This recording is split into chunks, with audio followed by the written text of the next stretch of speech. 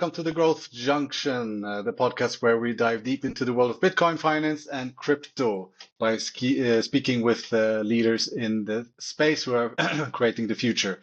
I'm Dennis. I've been through 2.5 crypto cycles. I have seen the highs and lows in my wallets, suffered the highs and lows in my wallets, and before this, I've worked in multiple marketing agencies, one of them being a top Web3 marketing agency. Today, I'm joined by Jakub Zurawinski, someone who's at the forefront of bridging TradFi and crypto innovation. As the head of business development at MatterFi and Ari10, he's working to simplify crypto adoption and create seamless financial infrastructure. We'll be discussing Bitcoin and his platform and the challenges of scaling in the space. So, Jakub, welcome to the show. Why don't you introduce yourself? Thanks a lot, Dennis, for having me. Welcome, everyone. It's a pleasure to be here. So on my end, I've been in the space since 2017-18.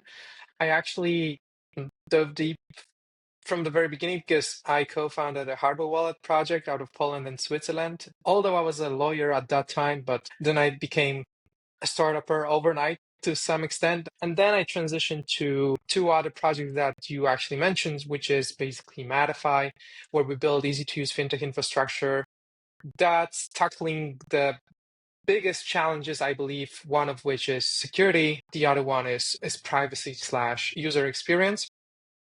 And at Ari10, I'm mostly responsible for our expansion plans and for our listing plans.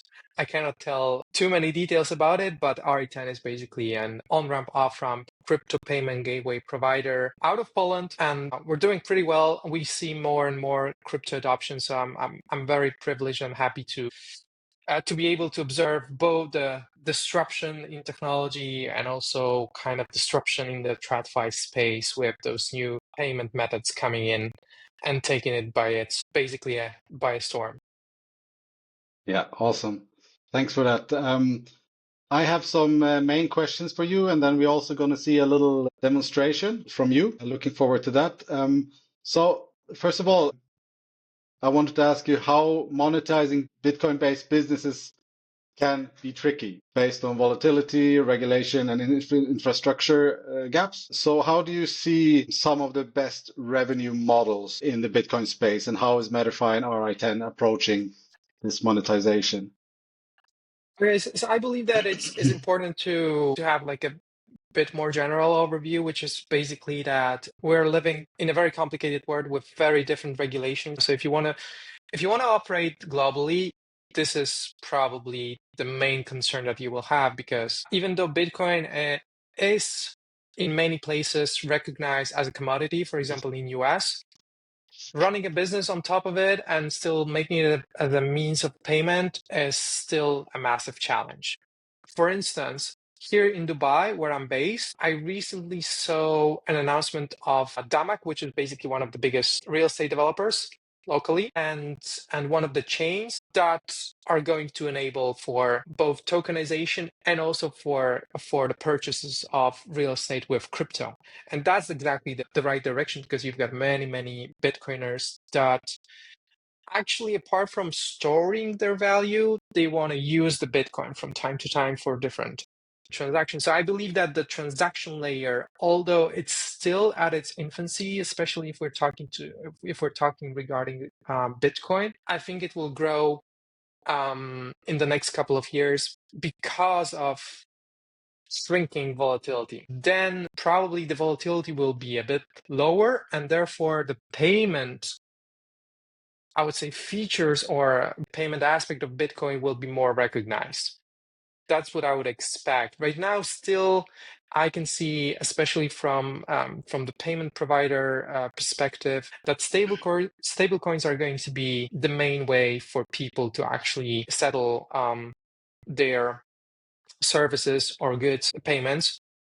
Makes And sense. that's for a reason. Yeah, that's for so that's the second biggest use case, I believe. So I think that the payment industry will grow enormously with stable coins and then gradually moving towards Bitcoin payments and obviously there's a lot of interesting projects those days regarding DeFi in Bitcoin, right? So a lot of new products coming in both in the decentralized space and centralized space. For example, insurance with Bitcoin.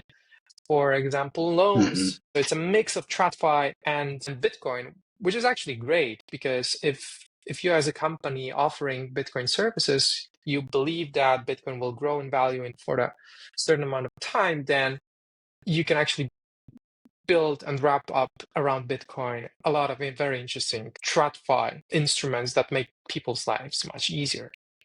Those old TradFi models and products, I think that they are going to be pretty exciting and successful in the next couple of years with Bitcoin being at the heart of them. Yeah, so when the volatility goes down, people will be more uh, more willing to go down that route with Bitcoin. But also, of course, it makes sense with the stable coins as this doesn't fluctuate as wildly, and And Bitcoin at is this still a young market. exact. I mean, if I've Mm, got if I've got a choice, do I want to spend my USDT or USDC or do I want to spend my Bitcoin? Well, the mm, choice is kind of easy, right? Because we want to rather keep our hard money and then just hmm. Exactly. spend the other types, right? And at the same time, stablecoins are actually solving a lot of problems. They are much faster. They are typically much cheaper, especially if we're talking about international transactions and business settlements. And they are decentralized. So at the end of the day, they can actually be executed without a bank sitting in the middle and processing that transaction for another 2 weeks, right? So definitely a good kind of pathway, and I believe that regulations around stablecoins are actually around the corner, and they will probably also pave the way for the recognition of all the other tokens, and hopefully for special recognition of Bitcoin as a digital commodity that's got a very different features and characteristics. Yeah, definitely. All right. So the industry is really evolving, and the advancements of AI is playing a big role also in blockchain. And I know that on your platform that AI also plays a part of it, or is going to be used. So before you share your screen and show us that, why don't you tell us how you see the developments of AI and how it's influencing the financial services and how MatterFi and RA are positioned to lead the transformation? So yeah, so AI in general, I think it will just enhance a lot of people working in all sorts of companies, financial companies and Bitcoin companies are no exception to that, right? So we will definitely see this part of productivity boosts being applicable also to our industry.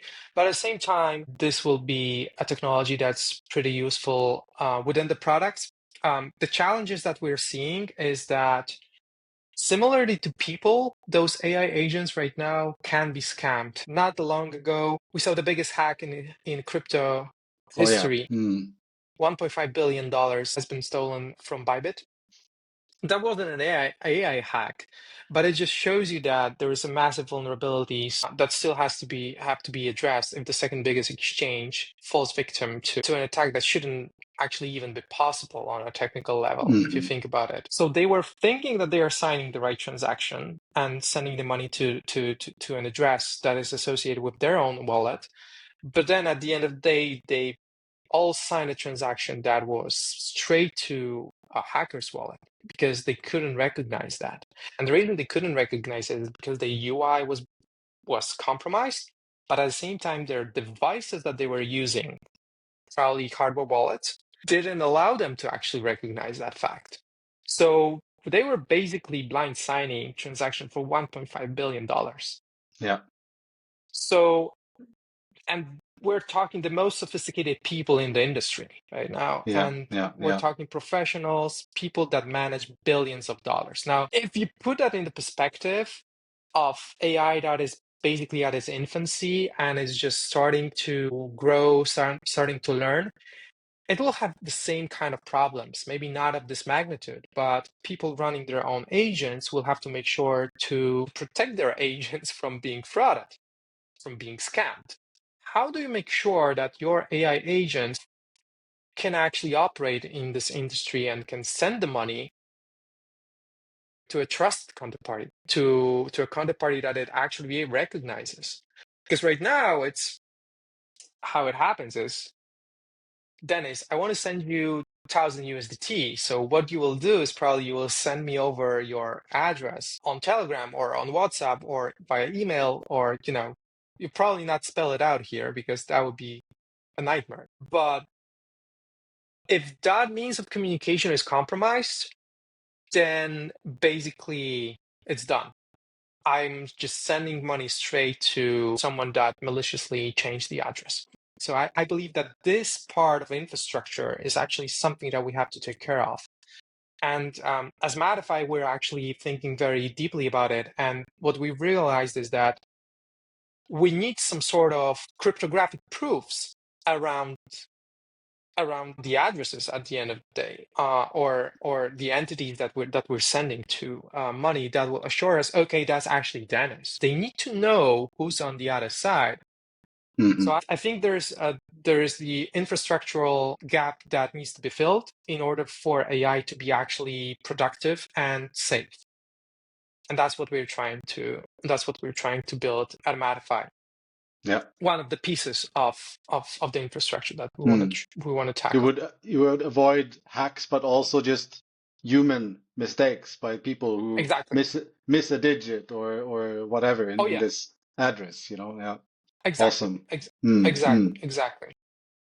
One of the biggest vulnerabilities right now, as we already identified through that conversation, is that those addresses are really hard to verify. They are human readable, but they are like not easily human readable. It's extremely easy to make a mistake, because if someone just by mistake, just uses the last address that they've been transacting with historically, poof. If they don't check it like properly, then it's done. Then your money is gone. So this is really like a minefield for everyone new to that space, right? It's not obvious for you to be required to be that careful, because the TradFi is basically has us covered to some extent. Obviously, there's a bunch of different problems, but I can call my bank and say, look, my card has been stolen. Can you block it? Or you can call your bank and say, look, I didn't do that transaction, right? And they will probably give you money back after some process. So here it's a completely different story that comes with more responsibility. So in order to basically enhance that, we need a better technology for that, because they have to be responsible if they're entering that space of self-custody and using their own wallets. Yeah, cool. So you want to show us a little bit of the platform? Sure. Yeah, let me just share my screen. Okay, so as MatterFi, we're building white label technology, meaning we provide technology for different parties. They can use it. And one of our clients is Swiss Fortress. It's a company out of Switzerland that we build a wallet for. And this is a beta version of our desktop wallet that runs a couple of chains. It runs Casper and Ethereum. It runs on the test nets. The production version is expected within the next 2 or 3 months. And we also have got integrated Bitcoin Cash, couple of other coins. Basically, it just looks like a regular wallet where you've got different types of assets, and here you can send and receive. So what you can see here is my name. And that name actually replaces all my receiving addresses. And what do I mean by that? That means I can send to a different name from my name. Let's say I want to send 0.002 to one of my address book guys. So this guy could be Dennis as well. Click next. I just use my PIN, and that's basically the whole experience. Yeah. Your transaction is done. And here you can see this is pending, and this is pending not to 0x blah, blah, blah, but it's pending to the minute. Now, we'll get into the So, Explorer sorry, to just a quick question. So although you're just clicking a name, you're sending it to a name, the address must still be connected there yes, somehow, but it won't be yes, exposed. Okay? yes. Just making So clear. exactly. So obviously you can see on-chain that transaction. So it came from my address to that address Hmm. that's associated with that name, obviously. But the way we associate those names, or the way I could actually send the money to Dominic, is very particular. Yeah. So the main question is, how does my wallet know where to send the money to, right? Like if the wallets and the users are talking to each other, did I, receive any address from Dominic prior to that, etc.? And the answer to that is no. I didn't. I didn't have to. I just have to know his name. Because what Yeah. happens in the background is that my wallet will automatically compute the receiving address for that transaction that's going to be unique globally for me and Dominic. So that means that only I could send the money to that particular address, because only I could actually compute it. So if someone else is sending money to Dominic, let's say someone else is sending some ETH to Dominic, it will land on a different address. Okay. That way, what Dominic can have his own one name to rule them all, basically, to rule all different coins. And at the same time, he's not revealing to anyone his balance. So that means he can have his name, he can put it out there on his socials, on his website, on his invoice, wherever he wants, and then anyone can send him crypto, but no one knows how much money he has, which is really, really cool and really, really different to all the other services that are out there, such as ENS domains, unstoppable domains, FIO. All of those systems, they run either centralized or decentralized database of the receiving addresses that are associated to those domains or names, whatever we want to call it. We don't do that. So that means if someone knows your name, your ENS domain, they can look up all the money you have. Like, it's fairly easy. You can just go to ENS domains, and then you can launch an app. By the way, ENS is only for EVM chains. And then you can, Hmm. look at Vitalik, and then you can see that this is associated with an address that you can easily look up. Yeah. And just see his holdings and just see how much money and what kind of tokens Vitalik has. So that's a massive privacy issue that we're trying to Yeah. tackle with the name system that is as easy to use as PayPal, completely decentralized, but at the same time fully private. Because That's we very believe cool. that Yeah. Thanks. Because we truly believe that we want the ease of use that is similar to TradFi solutions. And therefore, we need to replace those receiving addresses, especially multiple receiving addresses Mm. for different tokens, for different chains, with one particular identifier, in that case, a name, that's easy to read, that's easy to remember, that's easy to share, and that's easily verifiable. But at the same time, you want to make sure that even though those transactions run on the native blockchains, such as Ethereum, Bitcoin, and all the rest, stays completely private how much holdings you have as a user. So that's a sweet spot that we're trying to introduce as basically as a standard to the market. And two other things Yeah. that we've built are first is chat, so I can actually talk to those different users directly from the wallet. And the reason for that is exactly something that we discussed a couple of minutes ago. How do I know that Dennis is actually Dennis, right? Hmm. I would love to have the same channel of communication that I'm going to use for sending the money. So that's why we've built it within the wallet so that you actually can talk to the name and ask, hey, Dennis, are you actually Dennis? And then what you will be able to do, it's in the future, we're working on it, but here we call it Fortress ID, but it could be, US ID, it could be a Swiss ID, it could be issued by any trusted party, it could be bank ID, etc.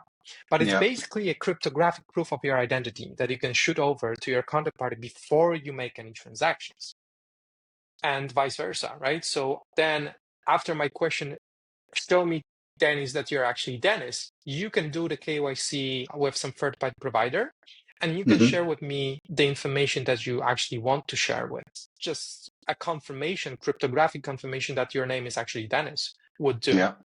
You know, so that's a massive upgrade in building trust, because for the first time in the world, you can actually, with those cryptographic, off-chain cryptographic proofs, prove who you are on-chain infallibly. It's not only for retail, it's also for the institutions to know who they're dealing with and who's on the other side. So we believe that combination of those three elements, improving the UX with easy-to-use names that are global and globally unique and also universal across different chains that are completely private, and then a method to build trust based on off-chain cryptographic proof is actually the solution to a lot of hacks and problems in this space. Yeah. Awesome. I really love the feature, the privacy feature there, and not showing, that doesn't show the holdings. I mean, exactly. on Twitter, there's a lot of people who love to share their holdings, and I don't, to be honest, I don't understand why you would say I have this or I have that, and but it's not really anybody's business. So that brings another privacy layer to it all, and yeah, that's very nice, very nice. That's not only a privacy concern, right? But it's actually a security concern. I don't know if you've heard about it, Oh yeah. but the co-founder of Ledger, I believe, was actually kidnapped. Yeah.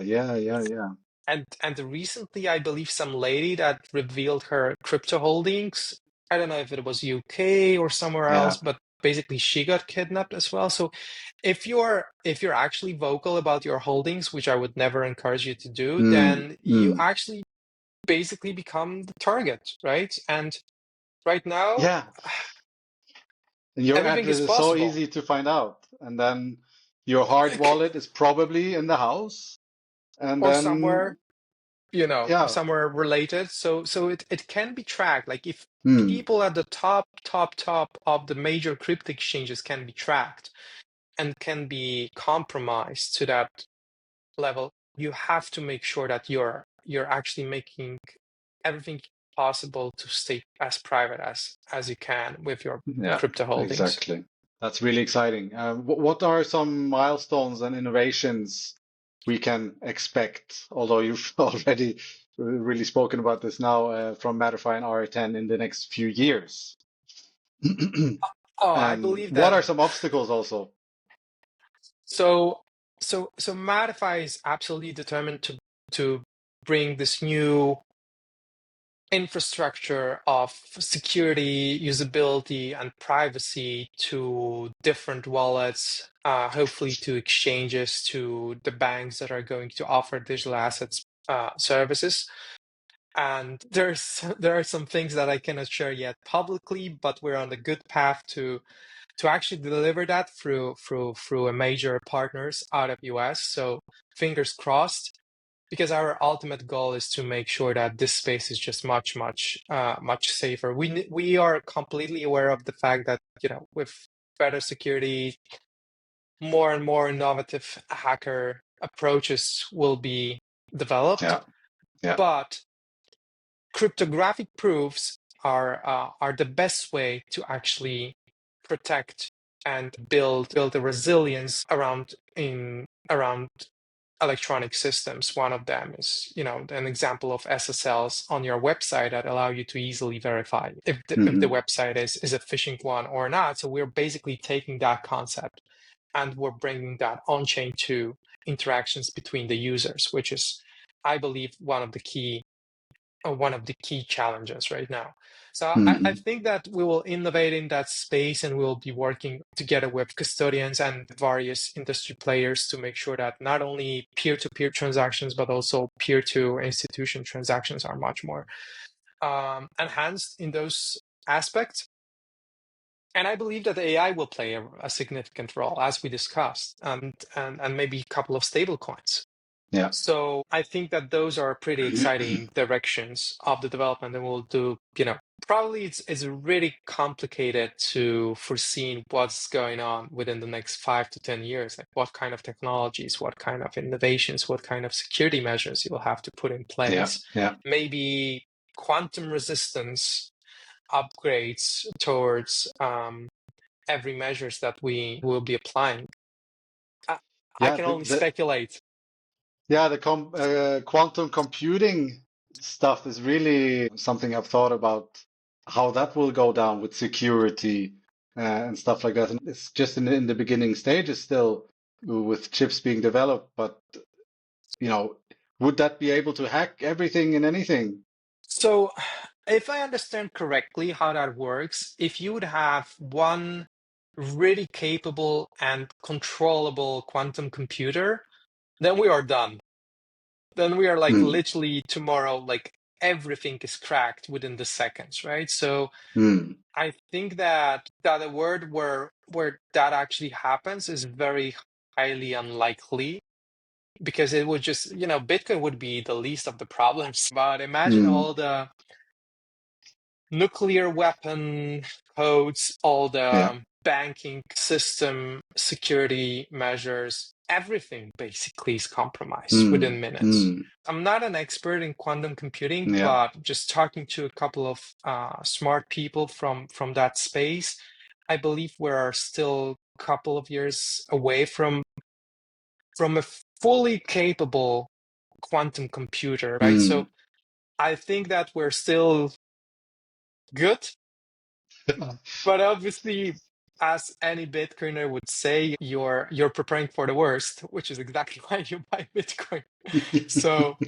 So yeah, I believe that this is going to be a challenge within the next few years. But at the same time, there are a couple of quantum resistance algorithms, and I believe that Bitcoin in that case will just evolve into quantum resistance asset. Actually, Elon Musk was on the Joe Rogan podcast a few days ago. I don't know if you saw it, but I haven't seen it yet. because Joe Rogan is also worried about the AI and becoming sentient and smarter than people, and Elon reckons that in a few years, like around 2030, there will be AI smarter or close to all humans combined.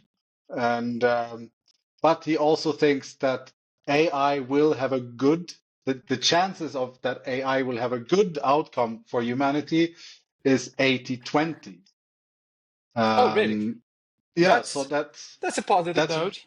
Yeah, I was really okay. That kind of calmed me down a little bit because it's easy to, start. I think that there are some gaps in the infrastructure that already exist even prior to AI that need to be fixed for those robots to operate in a secure environment, and that's what I believe that is missing in the crypto space per se, where anyone can get hacked and phished and frauded pretty easily. So stay safe out there, guys. That's for sure.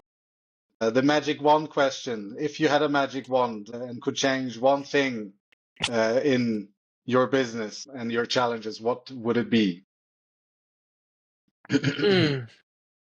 That's a complicated one. I don't know if I would change the challenges, because the challenges typically come for a reason, right? Like if you overcome them, then you're generally going to grow and build your business much more resilient and successful. But what I would change, maybe in the industry, is that I would hope for more of a less fraudulent crowd to be attracted to that space, because I believe that this just gives the whole Web3 space a very bad name. And especially what's going on with with the meme coins mania and people exploiting others that are just a newcomers. I just recently had that conversation with the guys, and they raised the point that there was a bunch of industry leaders, and we were just discussing, okay, what was the net output of the meme coin mania, Trump coin, Melania coin, Yeah. all that stuff. And there was a point raised that, that it was a great segue for many newcomers to come over and to play with that. Well, I don't necessarily disagree, but I believe that those people will not stay because they just got rocked. So Yeah. I think that the net output was actually pretty negative. I mean, it was extremely profitable for all those that actually exploited those events, but it was extremely negative in the sense of building the right sentiment and the trust to the industry for all those who just, started the adventure. So I just hope that we don't have that many events similar to that of that scale, because I'm not really sure that it's not positive to that Yeah. space. I would say that, and the challenge that it implies on the businesses like ours is that it just automatically affects the trust to anything that is actually being built, right? So to any Exactly. legit business and people that are struggling for years to build a cool product that is actually going to make a difference, and then you see those hype pumped tokens that get to billions Yeah. of dollars of market cap, and they basically suck up all the liquidity out of market, so that then Yeah, because the the big chance and it's the meme casino. It's yes, silly. it's a human nature. So Yeah. I've got kind of a libertarian approach. So if someone wants to play that, play that. Like, I Mm. understand, but at the same time, I think the net out. So I'm not a fan of forbidding that. But at the Mm. same time, if I'm about to evaluate, like, the outcome of it, I think it's a very, very, very, very bad outcome. Yeah. We probably didn't encourage any of those tourists to stay for longer. Yeah. All right. So one last question before we go is there a MatterFi Ri10 token or a Fortress token anywhere? And where can people find you, find out more about you and your Sure. companies? Sure. So there are two tokens. One is Ari10 token. So I encourage you, if you're interested, just go to our Ari10.com and learn about the token. It's a pretty cool utility token. We're partnered up with many projects, and we provide some airdrops. We educate. Is actually related to what we do in the payment space. And Swiss Fortress out of Switzerland is also issuing a Fortress coin token. And the reason for that token is that it's going to secure the database of the names that has been bought. So if you Hmm. buy Dennis, we want to make sure that no Yeah. one else can get Dennis as well. So we inscribe that in the blockchain together with your public key information, so that it's for sure Dennis name has been reserved and it's attached to that public key that we can then, as a system, compute the receiving addresses individually for different counterparties. So that can be actually bought in the pre-sale that we're doing right now. So if you're interested, just head to swissfortress.com. There is everything. There's a form. If you're interested in participating, just let us know. And at the same time, there is tokenomics. There is the full deck, and obviously, follow us on X. This is where we are being most active. So /Swiss Fortress and Ari10. Yeah. So give us a shout, and feel free to reach out anytime.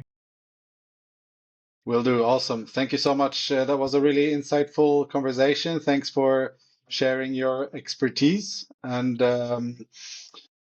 yeah, people, if you like this episode, then don't forget to share with people in the crypto space on Twitter, on YouTube, like, subscribe, you know the deal.